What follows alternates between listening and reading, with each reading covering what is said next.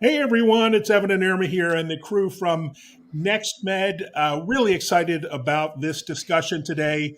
We have Daniel Kraft, we have Paul Stamets, and really an incredible agenda. Daniel, maybe introduce yourself, the team at NextMed Health, and our guest today, Paul. Great. Thank you so much, Evan.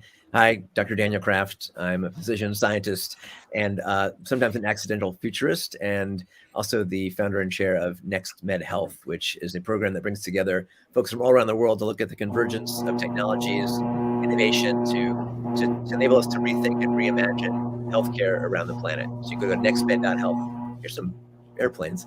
And what we're all about at NextMed Health is, bringing the future faster in healthcare across the whole spectrum, everything from gene editing and digital health to psychedelics and beyond. So I'm really excited to have my friend and co-conspirator, Paul Stamets, I think the world's leading mycologist and instigator in the field, and to share with us a bit of what he'll be talking about at NextMed Health, March 13th to 16th in San Diego at the magical Hotel Del Coronado.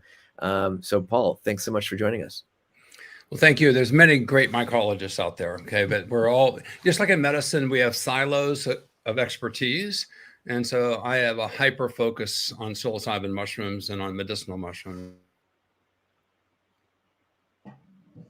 And we've been lucky to have Paul at the prior version of NextMed Health, Exponential Medicine. I think he's frozen at the moment. So I'll riff for a moment in that, many folks in healthcare, I'm an oncologist by background, get very, heads down in their field. And there's so much happening, whether it's with ChatGPT or psychedelics for mental health and beyond, or what's happening with AI, robotics, nanotech, genomics, that the magic often happens when you bring people together outside of their normal spheres to sort of look at the future together and to catalyze it in new ways. And so that's the theme at nextmed.health.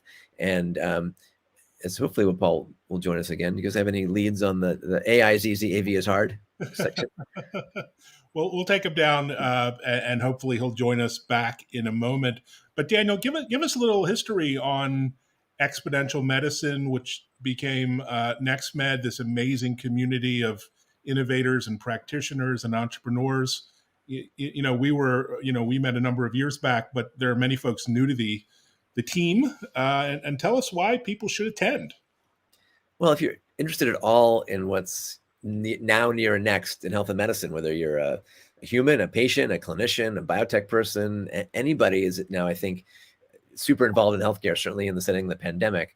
And exponential medicine, which I ran and founded for 10 years, really was the nidus of breaking open those silos and ideas and people and mindsets to bring the future faster. And now post-pandemic, we rebooted that and rebranded it to NextMed Health, not just to be the annual event at the Hotel Del, but more of a physical, virtual, blended, hybrid, just like healthcare has become more blended through the pandemic. We're not always meeting in person. We're having a combination of the two. And so with NextMed Health, we're kind of creating, again, that anchor of ideas, technology, people, and amazing faculty like Paul Stamets, folks like David Sinclair, who joined us, will be on a future episode on the future of health and longevity. Mike Snyder from Stanford, who's been developing the check engine light for the body and multi-omics, and where you can take wearable technology. Ron Baliser from Israel out of Clalit, who done amazing work on validating the COVID vaccines as well as proactive personalized care. I won't run through our entire faculty. If you go to nextmed.health/faculty, you'll find who's coming this year. But the history is most medical meetings, most healthcare meetings are very, very topic specific. We're kind of combining them together. And Jim, you've been there. Maybe you can speak to the experience.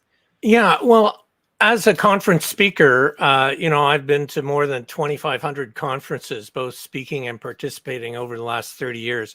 And I have to say, NextMed was the best conference in my entire career. It's just literally mind-blowing about how the technology is integrating with real-time diagnostics and getting to really preventative healthcare.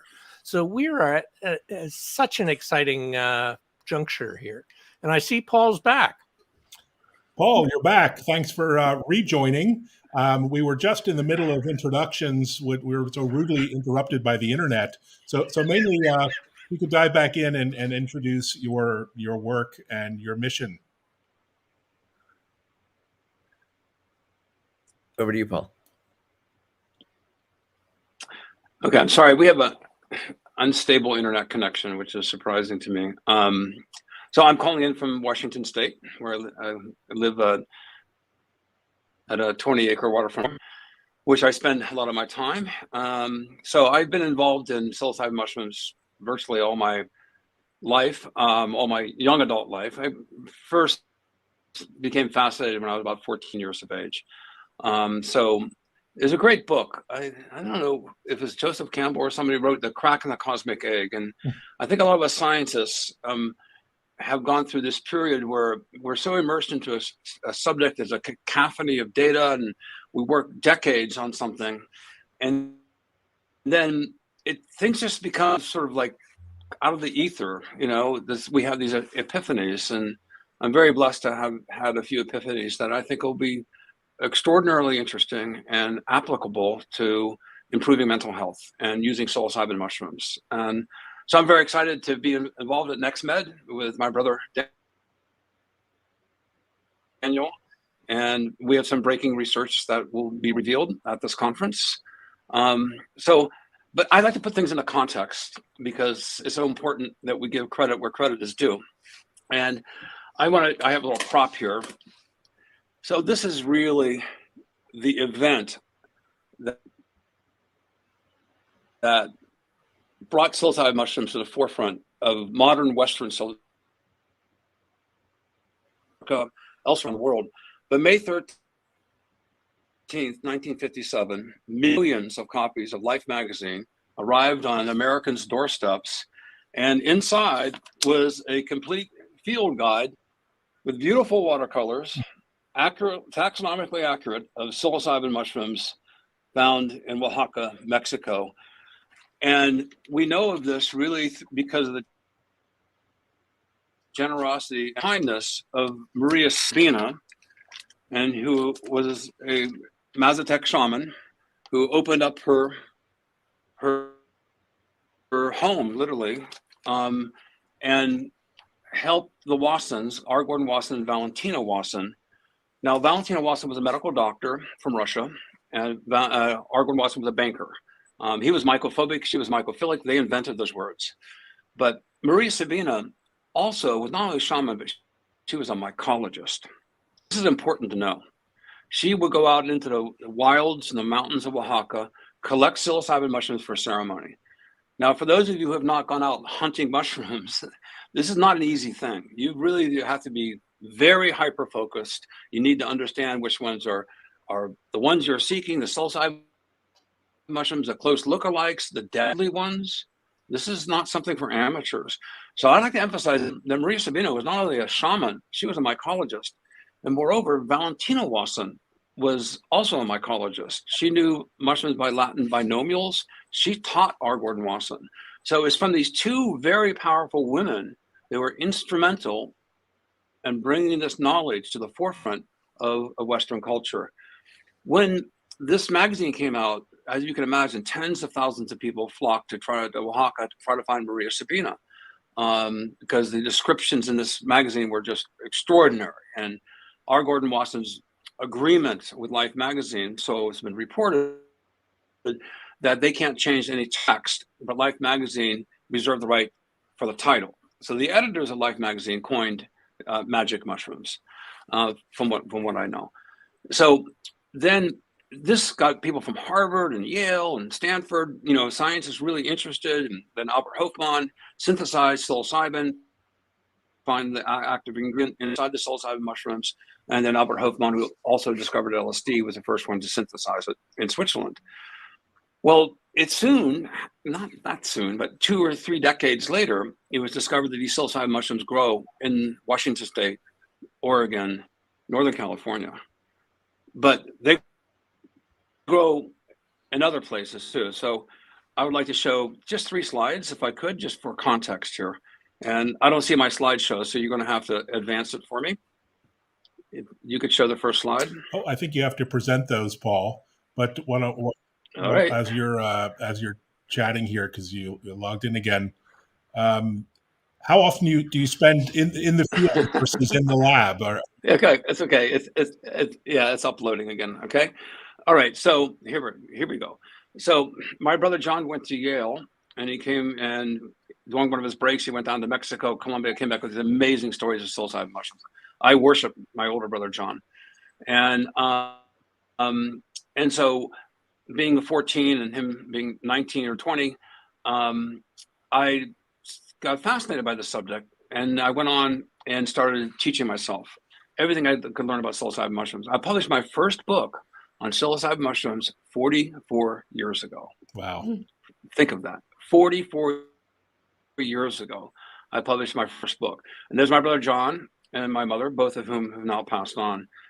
And this began, my book was basically how to accurately identify psilocybin mushrooms, because I've been trained in taxonomy and how to use taxonomic keys. And by a process of elimination, you can narrow down to the species of interest. So now, to keep this in perspective, also, there's 118 universities and institutions currently registered at clinicaltrials.gov. There seems to be a few more every week or every 2 weeks that are approved for clinical trials on psilocybin. Now, Stanford, Harvard, Purdue, you keep on, it's a who's who of the most prestigious medical universities in the world. So now consider these went through IRB boards. Daniel knows all about this, institutional review boards, and they're juried by scientists and physicians and also ethics to follow several criteria that need to be important. One, it's unlikely to do harm. Two, it addresses a critical medical need not currently being adequately addressed by conventional medicines. Three, that's scalable. You don't want to invent a medicine that's so out of far reach that no one can use it. Now, there are other criteria as well. And so the fact that these institutional review boards looked at the data, looked at the evidence, and now there's 118 of them. This is why, Daniel, when I gave a talk at your last conference, and you announced, I remember this very clearly, you announced that Paul's going to talk on psilocybin mushrooms. There were 5 or 6 physicians that sneered, actually vocally sneered at the mention of psilocybin mushrooms. And then I got up on stage, and it was like they were deer in headlights, right? They did not know, and many of the other physicians were already up the learning curve. But now that chasm has vastly decreased. I just gave a talk in Miami, albeit it's a little bit of a selective audience. I asked how many people in the audience have not taken psilocybin mushrooms. Out of 800 people, 6 people raised their hands. 6. This has become the zeitgeist of our time. This is a wave. It's a revolution, not only in academia, it's a revolution of the people rising up from, wanting to have this. So I will show you another slide here. I only have 3 of these.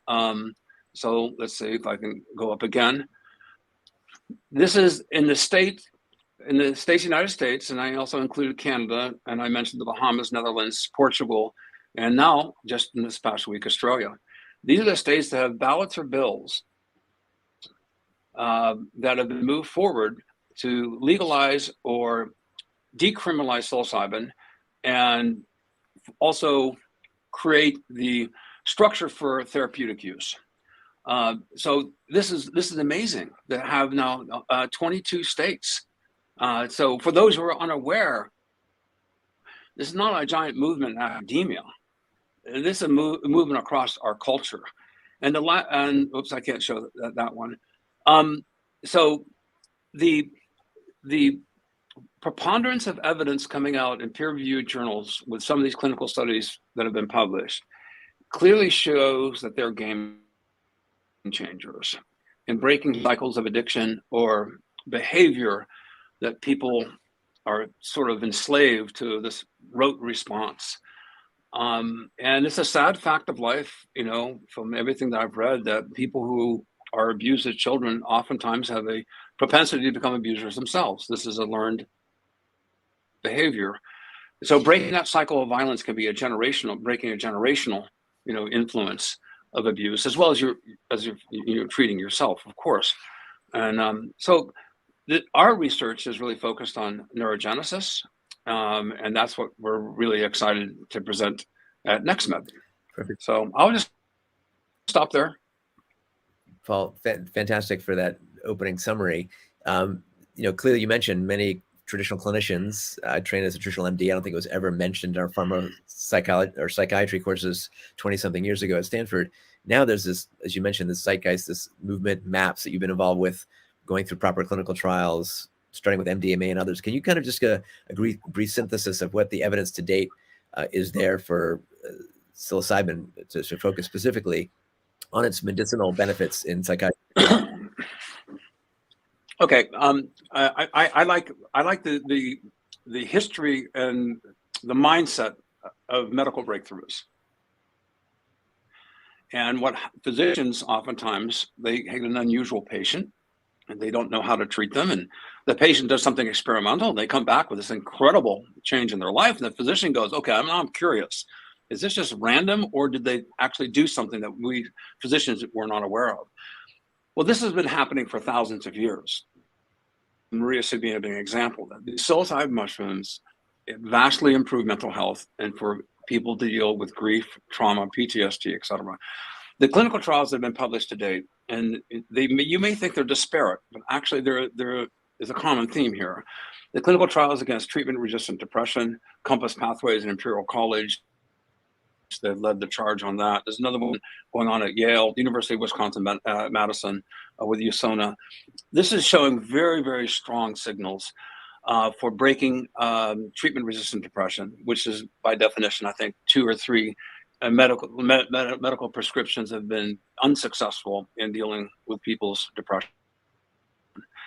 And there's a significant improvement in reducing depression, reducing anxiety, and these have been game changers. Now, the other sort of out there in the metaverse, and there are major meta studies that have been surveyed, and now there are clinical trials that are coming out, and some of the meta studies out there, and I highly recommend an app that's available for your iPhone, your Droid. It's available at microdose.me. You can download it. We published 2 papers in Nature, scientific reports. On this data, we have over 24,000 people reporting. So this is the type of signal that clinicians want to say, well, what's out there? And so the signals that we were before the clinical trials were done is, wow, I know somebody who drinks alcohol, did psilocybin mushrooms, they stopped drinking alcohol. Oh, I know somebody who smoked cigarettes, all their life. They did one psilocybin session, they stopped smoking cigarettes. Well, both of those examples are clinically now proven. 70% reduction in tobacco, with people being tobacco free after 1 or 2 sessions of psilocybin 1 year later. I mean, nicotine is one of the most addictive drugs out there. Binge drinking just came out as in a peer-reviewed journal, placebo-based, controlled, for binge drinking. Massive reduction for binge drinking from 1 or 2 psilocybin sessions, high doses. The other things that have come out is nature relatedness. And many of us who do psilocybin mushroom, we want to be better Earth citizens. We want to take care of nature, the ecosystem. Okay, so those are all clinical studies that have been published with good controls. And there's 118 that have been put up at clinicaltrials.gov. You can look for things like Parkinson's, Alzheimer's, across the gamut. The interesting ones that I find to be really fascinating, which have not been clinically proven, but are part of surveys. And the common denominator that amplifies out the level of significance is a reduction in partner-to-partner violence. Think of that. Partner-to-partner violence. With 250,000 inmates that were surveyed, if psilocybin was strongly associated with a reduction of burglary, theft, also violent crime. So start thinking about this. Wow, this is really, really fascinating. So we're seeing these again, and this is why the microdose.me survey is so important, because we can then, with thousands and thousands of people reporting, not just one person that you knew, but when you have a big data sets like this, then physicians can harvest the data and look for a signal amongst the noise to design their clinical trials. So the clinical trials that are really, really interesting to me is, and the one that has me most excited right now, is breaking opioid addiction. and opioid use disorder, OUD, as it's known. And all of us know people and families have been devastated by opioids. I mean, I don't think anybody listening here doesn't know somebody. And from one psilocybin experience, you can break addictive behavior. Okay, so the common theme is alcoholism, opioid use disorder, cigarettes, nicotine, reduction in violence, criminal behavior, better Earth citizens, more concerned about the family. I believe psilocybin makes nicer people, more pleasant people to be around. And like a pebble in the pond of goodness, then those stories emanate out into society. And that's what we're seeing now, is that people's horribly depressed or horribly addicted, and they've tried everything else. And then sort of through the underground, now in the overground, let's bring them in and with skilled therapists, very safe settings, to see if we can help them resolve this lifelong challenge they've had, which has been unsuccessfully met by conventional medicine. So that's it's a game changer. So to be a game changer, you need clinical proof. And as you mentioned, now these clinical trials have evolved and gone through the IRBs and have, the appropriate set and setting. Obviously, there are folks who use some of these substances recreationally, but now you're able to crowdsource that with microdose.me for the microdosing side. If we're going to go into next, the theme of NextMed Health is what's coming next. What would you be your sort of futurist mycologist hat about where we might be in the next 5 or 10 years as this matures and these can be really scaled to impact and outside of the initial anecdotal and now trials to come into practice? Okay, my partner says, answer the question directly. I always like, I get someone. I want to give you some context. I've been embedded in this field, as you know, for 48 years or longer. I'm 67 years young right now. It's strange. I went to my doctor. I'm on no meds at all because you're unusual. I have no prescriptions. Never have. But I'm not sure if I use my use of psilocybin or not. But so my silo of specialty is mushrooms and psilocybin and medicinal mushrooms. I'm not a physician. I'm not a therapist. I'm not a psychiatrist. I think it sometimes takes somebody who has a skill set that's related to the subject but outside the field to push the envelope, to ask questions and dare to be wrong, dare to be right. I am self-employed. I don't have to worry about tenure, so I can be adventurous in my thinking. And many of my thoughts don't bear any fruit, so to speak. But some of them do. And this is what we've come to, and this is what we're so excited to present at NextMed. Psilocybin and the tryptamines related to psilocybin, these are legal psilocybin analogs, so to speak, activate nerves to regrow. And it was thought that after a certain age, in the mid-20s, you had no newborn, nerve cells in the hippocampus and elsewhere. We have very strong evidence that the psilocybin tryptamines and the psilocybin activates what are called MAP kinases. These are proteins that are receptors that then that create nerve growth factors and BDNF, brain neurotropic factors, that stimulate nerves to regenerate. So what we have very compelling evidence, and we need to prove this clinically, and that's why we have a clinical trial in Parkinson's in the not too distant future, is that these psilocybin analogs and psilocybin stimulate your nervous system to regenerate newborn neurons, to create synaptogenesis, neuroplasticity, and to cause new neurons to be created in the hippocampus and throughout the central and peripheral nervous system. So what I see in the future is this being a nootropic vitamin for microdosing, that we can become smarter as we become older.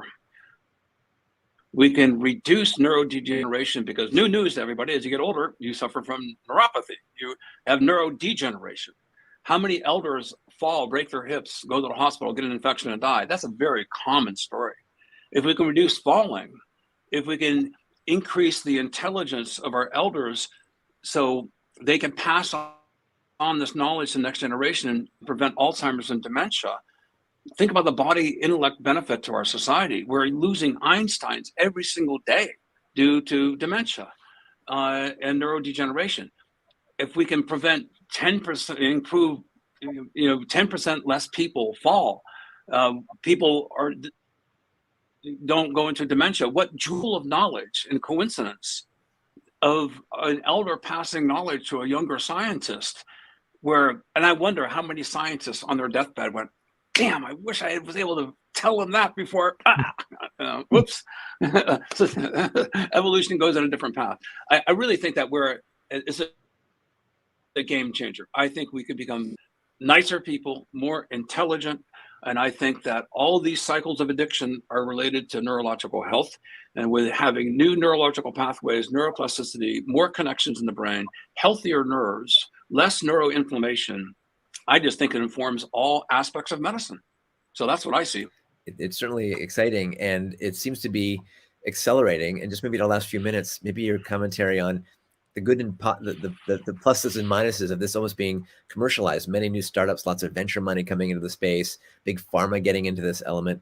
Where do we kind of match sort of the new knowledge and the ability to translate this in safe, effective ways, and the sort of the, for lack of a better term, business model, so this becomes something safe and effective and utilized within traditional healthcare as well? Well, we've been in stealth mode. I've created a new company with my colleagues, our co-founders. It's a Mycomedica Life Sciences is a public benefit corporation. The advantage of public benefit corporation is your priority is not for the return and the investment to the investors. You can use the priority of social benefit that supersedes the return of the investment money by investors. I don't see those as in contradiction. I think that rising tide raises all boats. And we have, the important thing, I have two sort of adamant principles. Number one, I think it's a basic human civil right that you should have the freedom to your own consciousness, period, right? That should be a fundamental civil right. Two, these medicines are so important for curing the ills of society. They should be made available to everyone who can afford them, and those who cannot afford them, those who can should subsidize the ability of access for those people who can't afford them. If you reduce crime in the inner city, I mean, just think of that. It could just start healing. And I know several law enforcement officers who have been changed from psilocybin. And I've just verified this with a judge in Florida who I told him this story, and I'd like to share it with you because I think it's important. In Vancouver, BC, where the TED conference is, there's at least 10 stores that sell psilocybin, advertise it, and it's illegal. But it's an extremely low priority of law enforcement. One of the reasons being is many of the law enforcement officers have suffered trauma and PTSD. They're looking oftentimes, dealing with very difficult people, and they become callous. And in the United States in particular, unfortunately, the reputation of law enforcement to be aggressive and mean and intimidating and, throw people down and it's an alpha male response, frankly. Sorry, man. But what's happened in British Columbia, I talked to several RCMP, the Royal Canadian Mounted Police officers, and they were traumatized from things that they saw, things they witnessed, things they don't want to talk about. They did high doses psilocybin with other RCMPers, other law enforcement officers. They reconciled and they changed their entire behavior. And so this one friend of mine said, well, I said, what does that mean? I goes, well, we used to go up and we had to arrest somebody. We were just really mean and tough and, aggressive. I go, yeah. I said, what do you do now? He says, well, now we go looking like this. We smile. And we go and we smile and we walk up to the person in a very non-aggressive way, casual way. And we say, how you doing, brother? How you doing, sister? And they say, well, a little nervous. You're a police officer. Well, okay. And then they say, well, I have good news and I have bad news. What do you want to hear first? And they said, invariably, everyone wants to hear the good news. It's very surprising. Give me the good news first. And they say, well, you can finish your coffee. You can finish your lunch. You can finish what you're doing. What's the bad news? I got to arrest you. And they said the change of that approach, the people they're arresting are cooperative, they're friendly, They're joking. They're non-aggressive in their reaction. He said it's a game changer. That people do not feel threatened by the police. They feel like they have a friend who's doing their job, but they aren't mean and cruel. They're actually trying to help them to get into therapy, to become a better citizen, to resolve their criminal behavior. He said it's sweeping law enforcement. So I just was at a conference in Florida, spoke to a judge, and the judge told me, I think it's okay to say, I won't name his name, because I can't believe the number of phone calls I've gotten from trusted law enforcement officers who wanted to get access to psilocybin. Because it is fundamentally changing law enforcement. Wow. That's one example. I have 20 of this, but I think that's really profound. I think psilocybin is a game changer across all levels of our society. I think it'll make us better citizens, nicer people, more intelligent people, more dexterous people. So I'm excited. Can you tell? I can tell. Well, thank you, Paul, for your great work here. I think it has the potential to augment our cognitive abilities to manage past traumas and to, again, make not just better police officers, but folks with more empathy and connection to the earth and planet. And hopefully, as you mentioned, even impact falls and downstream medical costs that are related to our sometimes failed neurogenesis. So a really exciting time and a kind of a great example of what's coming next in health and medicine. So I'm really grateful you'll be joining us at NextMed Health next month in San Diego. And any parting thoughts for our listeners? Well, yeah. Go ahead, Paul. I'm just imagining meeting you in person versus this lousy video chat that we're all so abused by these days. So you can't beat face-to-face interaction and lectures and learning. And we're so excited.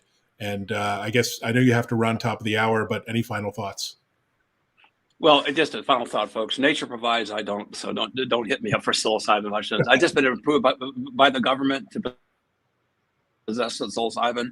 And so I always felt like I've been watched, under the microscope. So I am strictly compliant with the laws of the United States. The closing thoughts, I want just to applaud Daniel for being on the cutting edge to allow these sometimes provocative ideas to move to the forefront. I think it's just clearly the super majority of physicians are trying to help patients for the right reasons. But they face just a quagmire of confusing symptomologies and cofactors and genomics and microbiome influences. And I just really understand now how challenging it is for physicians to try to meet the needs of their patients. But what NextMed and what Daniel Kraft's history has been is to advance ideas like this. Let them be vetted, let them be challenged, let the clinical trials prove. But we have to push the envelope. And it's always the minorities in science, the minorities in cultures that are the leading edge of change. And the protection of minorities in science and who have different points of view. And I think, personally, the minorities of our culture.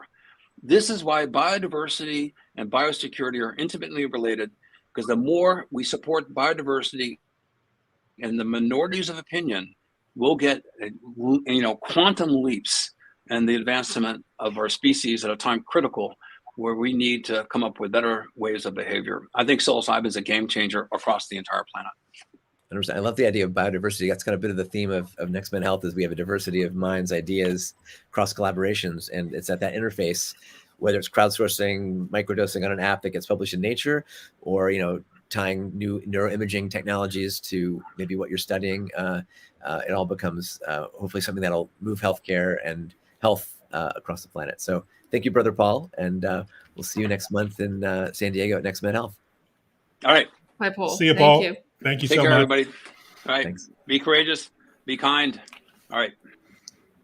Well, that was fantastic, Daniel. So it's hard to believe Paul's only one speaker at NextMed, and I could spend 2-3 days just listening to Paul, learning from Paul.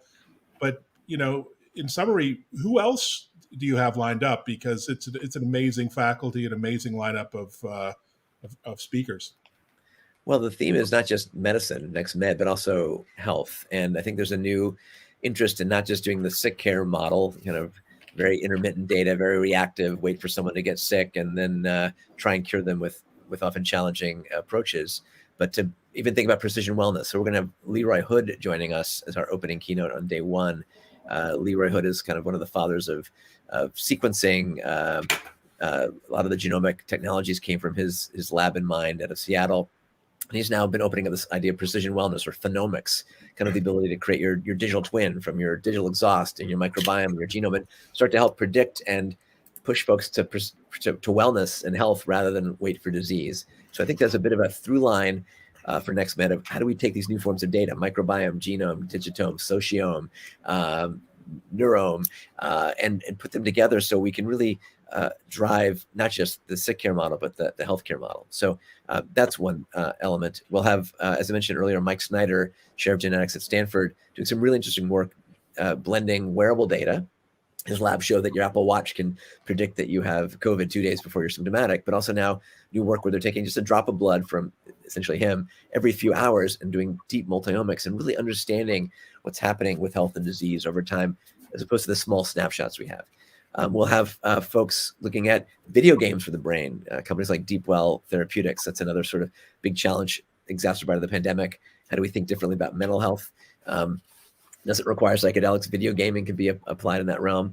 Even digital therapeutics on the market. We'll have a theme and a session on digital health with Parisa Vatanka from Digital.Health, with folks like Dave Albert, the founder of AliveCore, who's taken the concept of an EKG on your phone case and now moved that to the point where they're getting millions of EKGs a day. So the faculty is really diverse. We'll have Ken Dykewell talking about the future of the age wave and the implications for our aging society.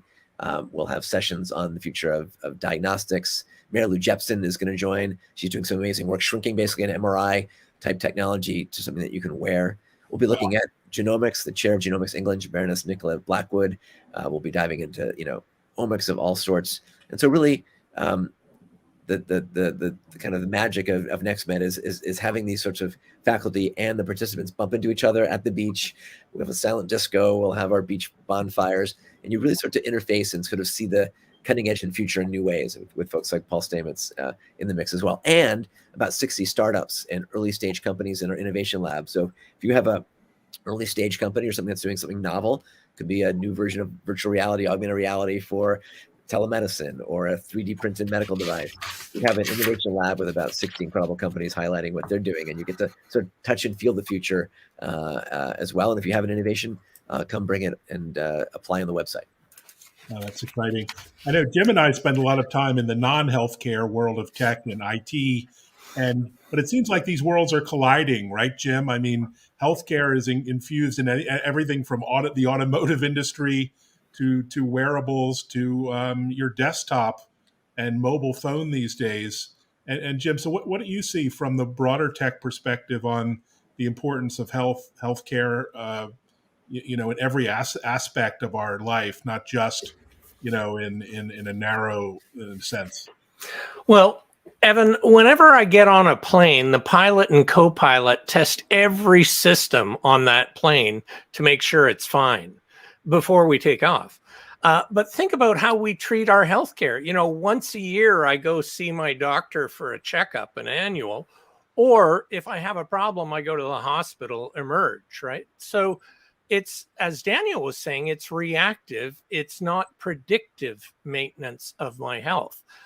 So these new technologies, there was, this is not a major topic people like talking about, but at CES this year, there was real-time urine analysis. So you put this in the toilet bowl, you pee onto it, and it actually gives you 20 different diagnostics about your health. So how could I get to a point where with my Apple Watch, which has an ECG in it, a glucose blood monitor that sees through the skin to my veins, I could check dozens of different systems when I get up in the morning, just like an airplane pilot checks everything, so that I find out where do I get to stage 0, whether it's cancer or Alzheimer's, or, I want to get to stage 0. We're about to start having a problem and deal with it then, because in our healthcare system, more than 50% of all expenditure is in the last 6 months of our life. It's a very reactive model. I want to live well my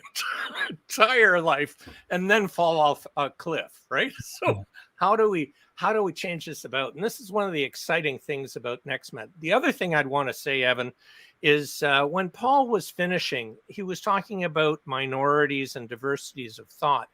And if you think about disruption, it comes from outside the orthodoxy. So what does, Elon Musk know about rockets? Well, absolutely nothing, but he's revolutionized SpaceX. And what did he know about the auto industry? Nothing, but he's revolutionized the electrification of the $10 trillion a year transportation market. If you study disruption over and over and over again, the disruption comes from outside the orthodoxy, because if you are an expert, you have come up through the system and it puts blinkers on you. And so we need to go to conferences like this that are going to challenge our perception, especially given in my jurisdiction, 40% of all provincial, or you'd say state, expenditure is on healthcare. It's humongous, trillions of dollars globally. How could we get better outcomes using this technology? And it's not just about the technology, it's about change management. It's about taking those blinkers off. It's about cultural change. It's about the reimbursement. I love Daniel always says, we don't practice evidence-based medicine, we practice reimbursement-based medicine. So we have to change the systems and structures. So it's not just about tech. It's about business models. It's about changing perception. It's about changing reimbursement models. So, it's a holistic approach that you're going to get at NextMed, and it's really exciting. Irma. Hi. I think it's important to note that at NextMed Health, there are people in the room who are part of the system, the decision makers, the physicians. So it's not just a conference talking about the pie in the sky ideas. There are people there who can bring these outsider generated ideas into the healthcare system. They are inside the system, but can affect change, because you really need both. You need the intersection of somebody who has power to change systems from within and the ideas from people who are thinking outside of the box. Yeah, that's spot on. Because as Jim mentioned, there's lots of amazing technologies, but unless they fit into the workflow of a clinician and they're paid for and they're regulated, it's a bit of a so what. And so at NextMed, we'll have, from the payers and the big pharmas of the world to the baby startups. And in many cases, they meet early and they end up converging and accelerating that solution into a massively scaled healthcare system. So it is really about the super convergence, and also not traditional medical people are welcome. As you mentioned, many folks who are starting next generation health tech companies and solutions are coming from outside. They have been in med tech or video games or AI for other applications. They see a clinical need themselves from a family member or a community issue or themselves, and they're driven to help solve for that in new ways. So many examples of that. And at NextMed Health, we try and bring those parties together to kind of mix and mingle and bring the future faster. This is actually a great point about so many entrepreneurs that we work with daily and talk to daily. So much of the innovation is driven by personal experience, whether that's directly that person or their close family member, and coming up against a challenge that they then find a way to solve. And so much of entrepreneurs in healthcare are driven by this personal passion for better clinical outcomes and for better patient experience. And I think that aspect is not to be lost when we talk about innovation in healthcare. Yeah, 100%. It's all about finding an unmet need and solving for it. Now we have all these new exponential tools, from ChatGPT to next generation wearables, which as Jim was mentioning, they can start to collect all of our data. It could be every urinalysis every time you go in the morning. But what do you do with all that data? Now we're overwhelmed already. Now we need to have that synthesis, and where sort of AI, machine learning, user interface comes together. So how do you present that? I was in Dubai last week at this amazing sequencing center in Abu Dhabi. We were also with the CEO of the chief medical officer of Microsoft. We're talking about how do you now take all this genomic information, use something like ChatGPT or 4, and use that to communicate, because there's not enough genetic counselors, for example. There are not enough specialists and clinicians in many parts of the world. So I think one of our goals with NextMed Health also is to democratize healthcare around the planet, make it more equitable. What you can do with a wearable and a mobile phone and a smart chat bot won't do everything, but for the many folks who have almost no access to health information or telehealth and beyond, it can be a big game changer. Game changer. And let's just say a word about the venue. This isn't your average conference, your average meeting. It's an extraordinary venue at the Dell in San Diego, the heart of biomedical innovation. And it's just so unique, the environment, the people, the place. So I've been looking forward to this for so long, since COVID, kept us away from getting together. And you must be really looking forward to, essentially seeing your friends, family, and beyond, right? And be on the beach with a bonfire and talking innovation and partnership. It's a tribe, right? And a lot of, what's that quote? You want to go fast, go solo. You want to go far, go together. And health and medicine is such a challenge to it's often incremental. We want to make it a bit more exponential, but also bring the right people together to not just ideate, but to actualize. And what's now near next, and not just the what's new, but the how to. How do we learn from others? Well, Lucy Engelen from the Netherlands, bringing a great group of Dutch, to think about lessons. It's not like these technologies are so new anymore, but what are the lessons and bring them into reality? We'll have sessions, very forward-thinking pharmacists. How do you build the future pharmacy, which is blending physical and virtual, whether it's 3D printing medicines or enabling the pharmacist to leverage some of these new digital tools and workflows so that your digital exhaust can be captured and leveraged, whether it's managing hypertension, mental health, or public health. So lots of opportunity, and I'm excited to see you all there. I've never seen a Daniel Kraft keynote. That's worth the price of admission right there. That will totally, without any psilocybin, that'll blow your mind. And let's also not forget about our best friends, the animals. They're going to be veterinary advances also on display. Everything. It's amazing. Just like last year, yeah. It's just a tour de force. Well, we're up at the top of the hour, so thank you so much for joining. Thanks for participating and watching or rewatching. And really, come join us at NextMed Health March 13th in San Diego, and we'll see you there. Yep. All the information is on the website, nextmed.health, and look forward to collaborating with you all in the future. Awesome. Thanks, guys. Thanks, everyone. Thanks for watching. Daniel. Bye, Jim.